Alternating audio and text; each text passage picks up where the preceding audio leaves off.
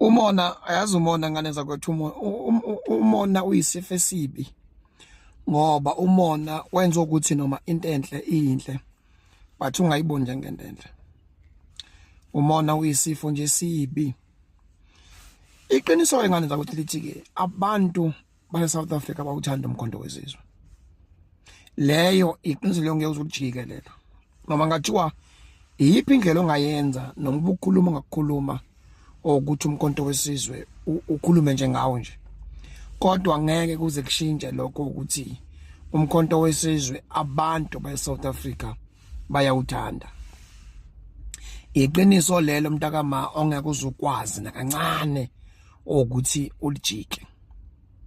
Sesibanga manje nabanye ngiyabuka nje kusibangindaba semabhida bathi abanye bengagcwele begcwele, abanye baveza izithombe ze-ANC semabhida, abanye baveza izithombe ze-IFP semabhida.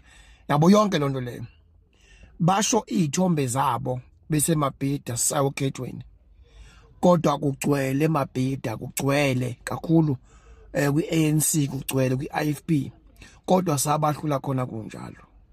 Sikhuluma ngabo nje bano 18%, kodwa namhlanje bakwazi ukuthi bona bakompete ne-MK. Isabotage into ebikhona kakhulu umkhonto wesizwe ekade uvinjwa. Kunendawo amabhasi angazange azafika enhlobo, kunendawo amabhasi akhanselwe nje ngeminute, kodwa ngiyakutshela ukuthi umkhonto wesizwe awukho la ngofemba khona. Yabona bafowethu, uma ngabe uyimember umkhonto wesizwe ungabusamamela kakhulu abantu abakhulumayo. Abantu bohlezi bekhuluma nje.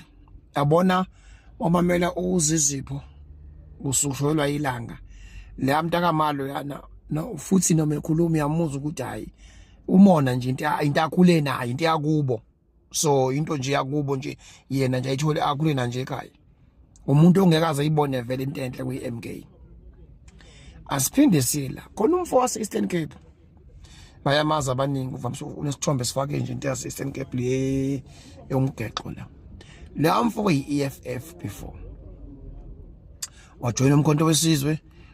Hawu sengiyabona namhlanje hawu sekhumbula isikipha somkhonto usegqoke se-EFF. Umgogodla ukho, umgogodla ukho.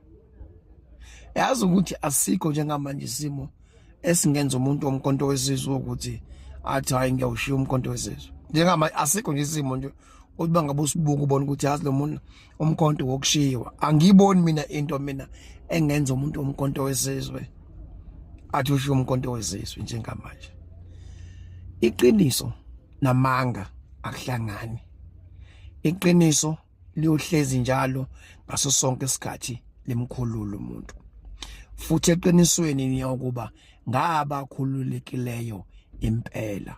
Uma siphila impilo yamanga siyohlezi njalo sibophekile, siyohlezi njalo sicindezelekile ngaso sonke isikhathi.